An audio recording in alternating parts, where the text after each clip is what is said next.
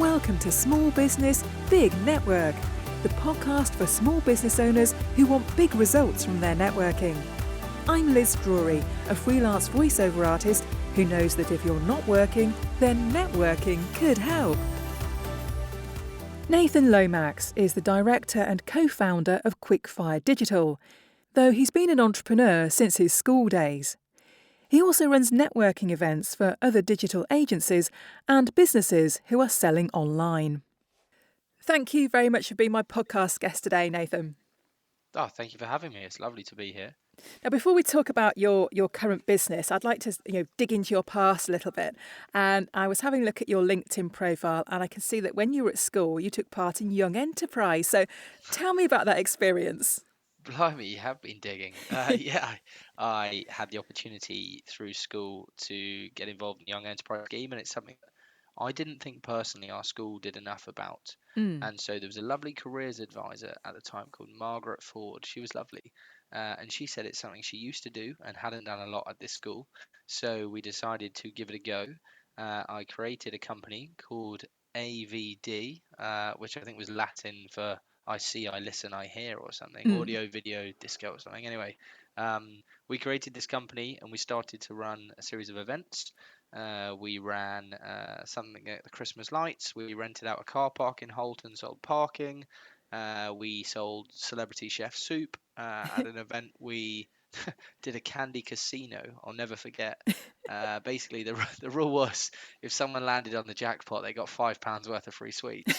So we went to a local supplier to get some sweets that I think were going off in a few days' time. So they were kind of really cheap. And yeah, I remember the first spin someone did at the lights, they won jackpot. And I just thought, we're going to hemorrhage cash here. This is a disaster. So I chucked my toys out the pram, but I think we actually managed to do all right. I think we made £600-700 that night, which was good.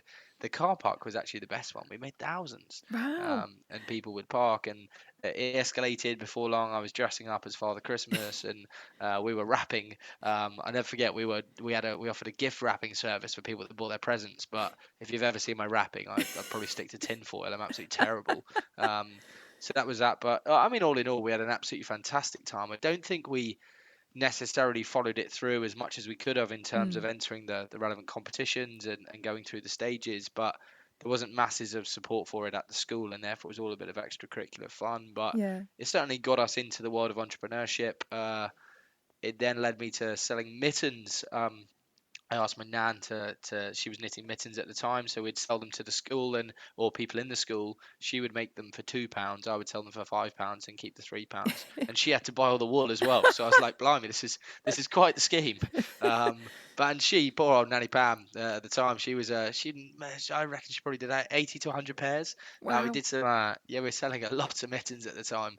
And then she started getting custom requests. So she'd get like camouflage mittens and Norwich City mittens and all different colours, which was kind of really stretching our capabilities. But it was a great little company while it lasted, and I thoroughly enjoyed it. I think the last thing was when we came to kind of divvy out the shares and dividends that were made at the end. And yeah, I started with a load of friends and quickly realised I'd actually never really do business for friends, because those that were really committed were not really the kind of people that I was necessarily playing in the sports teams with or in the house with. They were different people that all had a different set of skills, but they were far better to work with than those that I class as my true friends. Yeah. Well, it sounds like you've been an entrepreneur from the off, really. So what happened after school? So after school, that everyone I was very lucky to go to that school and won a scholarship to go there, and it was a fantastic experience. My challenge was the school, and any school is based on numbers to go through from school to university. And so let's say there's 400 students in my year, 399 went to university. They all went to university. They all followed the traditional path, etc. And I personally got my place at Loughborough University, deferred it for a year, decided to try and start up, and then it was going well after year one, so I deferred it a second year. And then after that, I was like, blimey, I can't keep deferring it. I'm going to have to take the jump, and I decided not to go. But yeah, decided not to go, set up the business. That started in literally my parents' dining room, and quickly scaled, and we built a team in India and grew that, and it was all very much of a lifestyle, Liz. It was a lovely lovely business, and at the time I was earning good money, and at that age I kind of looking back, the only thing I wish I'd done is spent less on food and going out and exploring the world, and more on maybe saving and buying a house, etc. But I had some incredible experiences. I managed to travel the world and eat in some nice places and meet some amazing people, and that all has all stood me in really good stead for where we are today. So I can't complain. But yeah, my after school decided not to go to uni, set up the business, and that's been me ever since, really. Yeah, running what is now Quickfire. Originally, it was called NathanLomax.com. I kind of vainly thought if Calvin Klein could do it, so could I. But the rebrand was needed, uh, and sure enough, here we are, kind of 5 years into the Quickfire journey. 25 people, about 1.5 million in revenue, and really kicking on. It's been hugely exciting to go through this journey. Lots of learnings, but yeah, hugely proud of what we've achieved. Yeah, fantastic. So tell me about who it is you help and how you help them.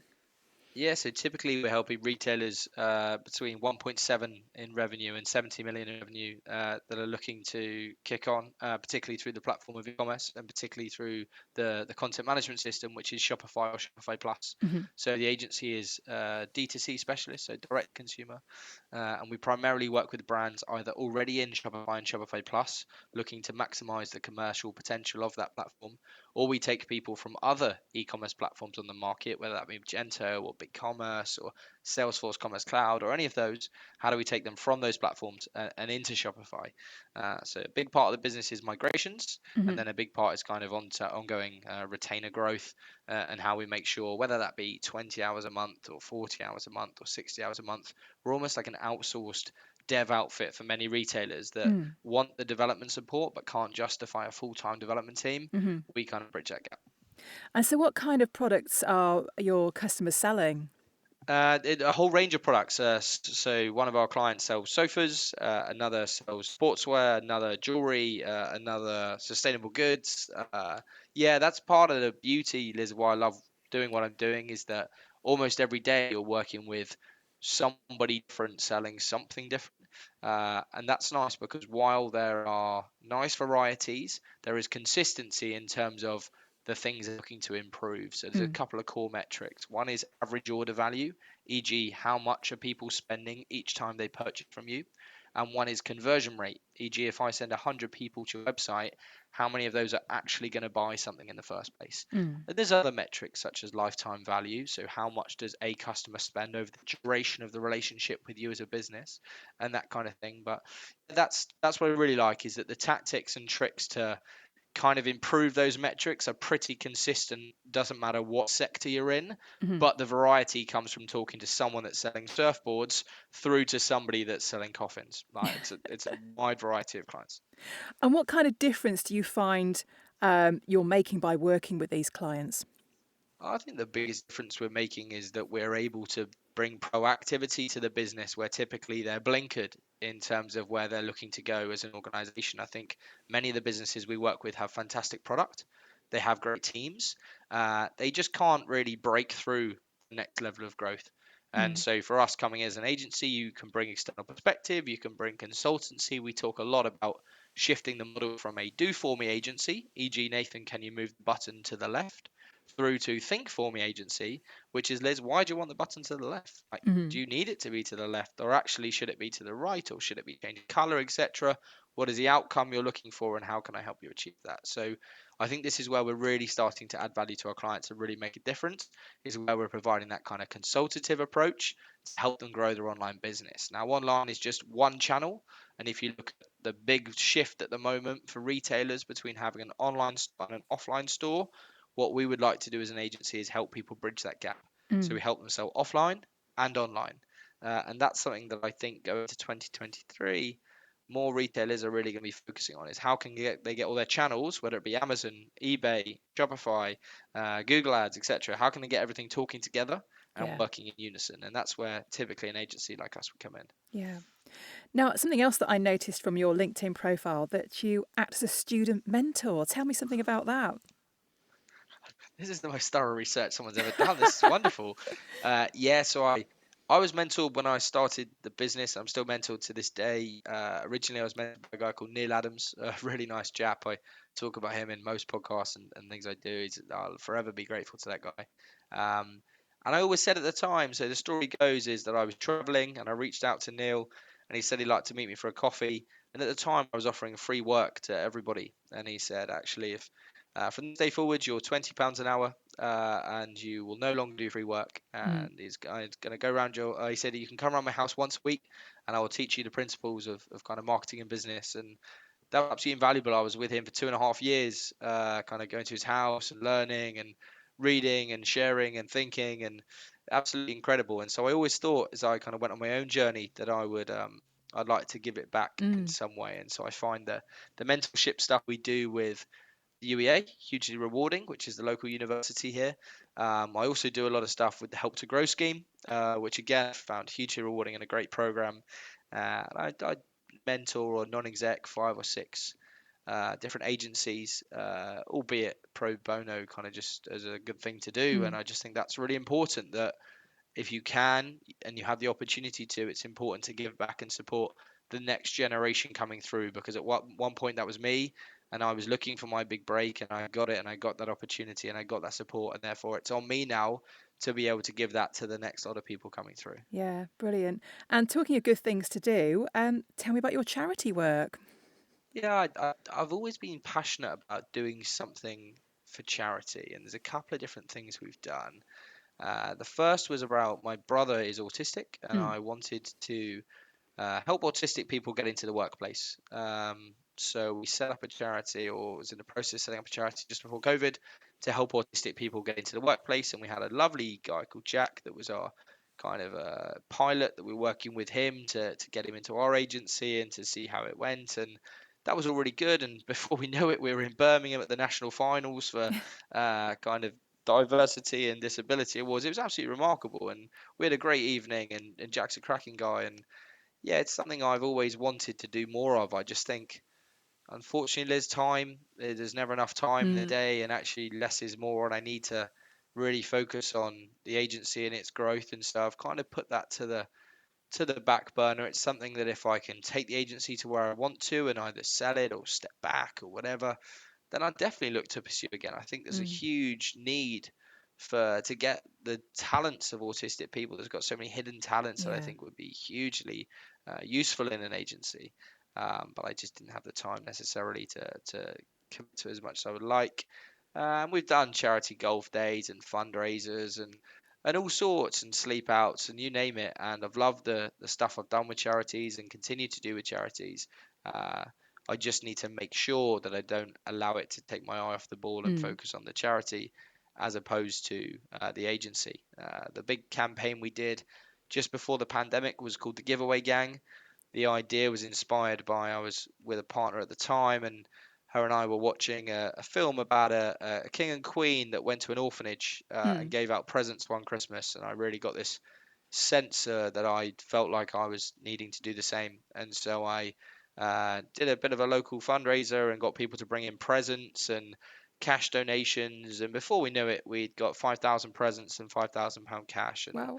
we managed to really support the local community at a particularly difficult time with presents, and we were going to the Big C, the local cancer charity, and delivering presents to those that perhaps were getting awful news at Christmas that had Mm. been diagnosed with cancer, and particularly the families around that actually rather than the patients Mm-hmm. themselves. But we did that. We went to local food banks. We did all sorts. We just tried to touch and impact as many people as we could.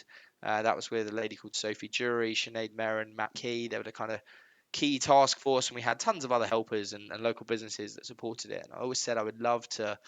I'll never forget. There was a lady called Stacey who actually did a lovely LinkedIn post about this very experience a couple of weeks ago, and I was very fortunate to be able to take her to the supermarket and buy her Christmas shopping and give her a Mm. Christmas that she probably didn't think she was going to have. And still to this day, it was an incredibly humbling experience and something I'd love to be able to do more of. At the moment, I'm just working with my other half to take furniture to Gambia. We sold a bed on Facebook Marketplace as you do, and Mm. the lady came to pick it up, and she was telling us about her story. And before we know it, we're fixated, and we're like, we've got to do more. And so we're looking to take more stuff out to Gambia in the new year. But yeah, I've always been passionate about trying to do things for those less fortunate than ourselves, and it's sometimes very difficult to get swept up in the emotion and the stress and the pressures of Mm. running a business and forgetting that opportunity of taking perspective and realizing just how fortunate you are. Yeah, absolutely. So let's have a bit of a chat now about networking and how are you using networking in your business? I think networking has been phenomenal for our business. So just to give you a bit of insight, one of the mentors I had and still have actually is a guy called Spencer Gallagher, lovely guy. And in his book Agency Nomics, he talks about 50 meaningful conversations every month.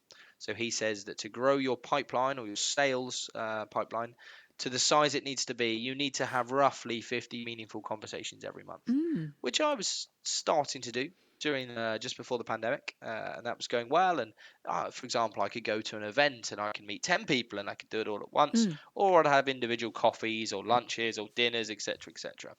And what I found is that actually 50 was great, but I would sometimes cheat the system. So I'd see someone that I'd seen before. yeah. The idea is 50 net new people, telling them about your business and what you do, etc., etc.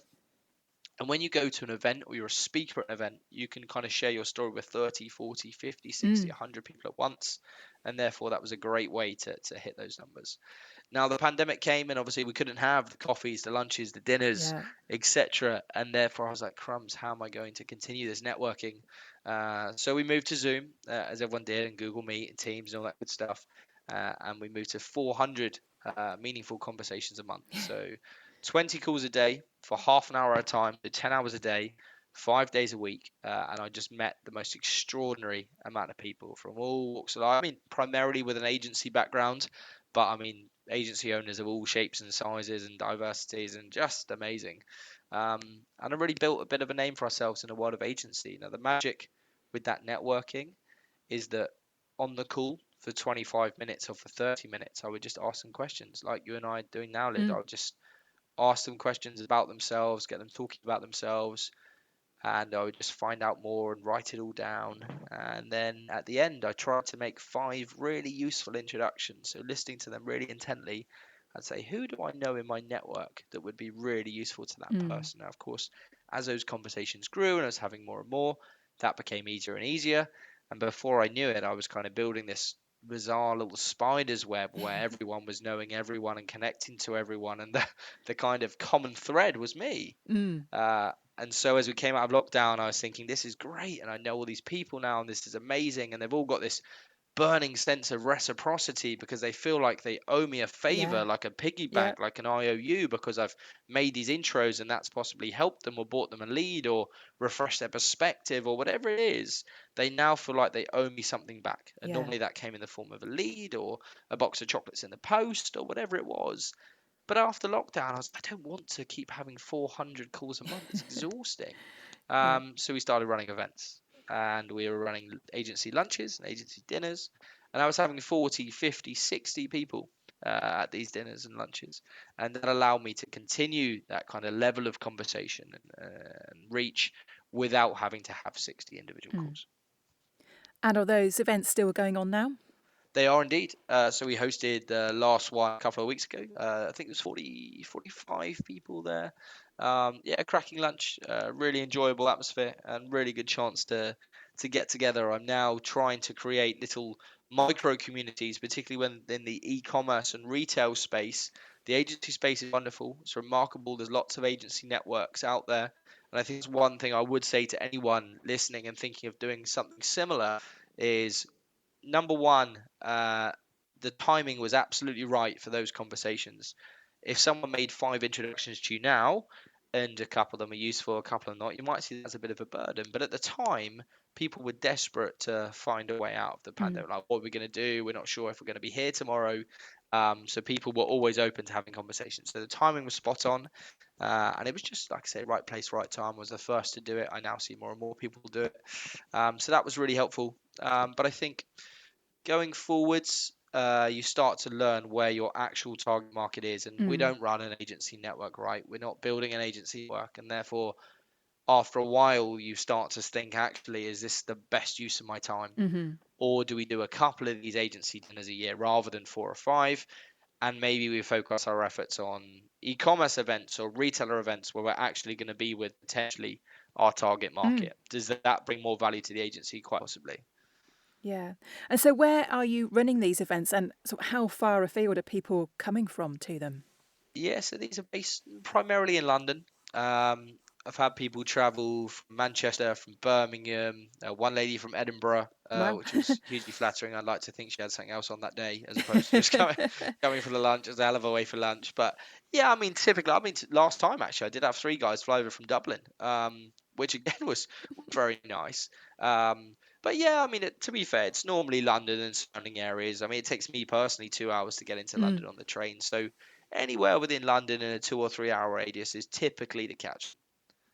So if people, anyone listening is interested in finding out more, where can they find out about these events that you're holding?